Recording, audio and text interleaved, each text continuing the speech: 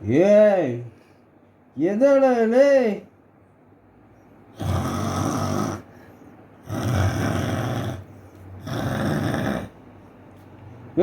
ಎದ್ದಳಲ್ಲೇ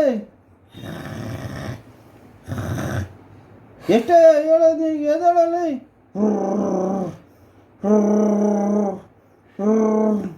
ಇನ್ಯಾವ ನೀನು ಕಿವಿಗೆ ಹೋಗಲ್ವ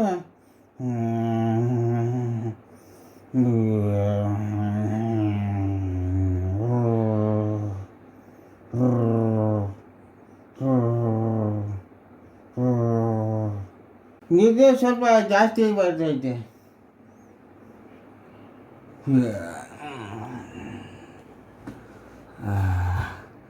ಈ ಸ್ಕೂಲ್ ಹೋಗ್ಬೇಕಪ್ಪ.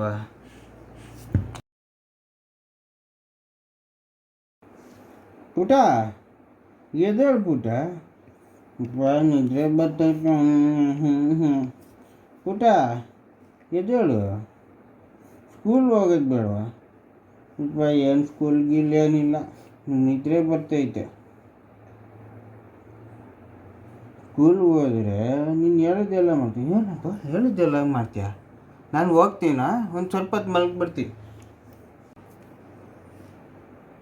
ಅಪ್ಪ ಹೇಳಿದ್ದೆಲ್ಲ ಮಾಡೋದಂತೆ. ಈಗ ಒಳ್ಳೆ ಹೋಗ್ಬೇಕು ಸ್ಕೂಲ್ಗೆ.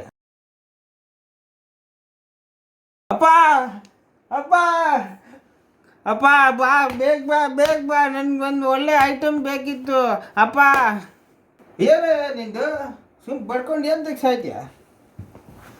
ಏನು ಬೇಕು ಹೇಳು. ಅಪ್ಪ ನಮಗೊಂದು ಹಸು ಬೇಕು, ಹಸು ತಂದುಬಿಡಪ್ಪ. ಹಸು ಬೇಕಾ?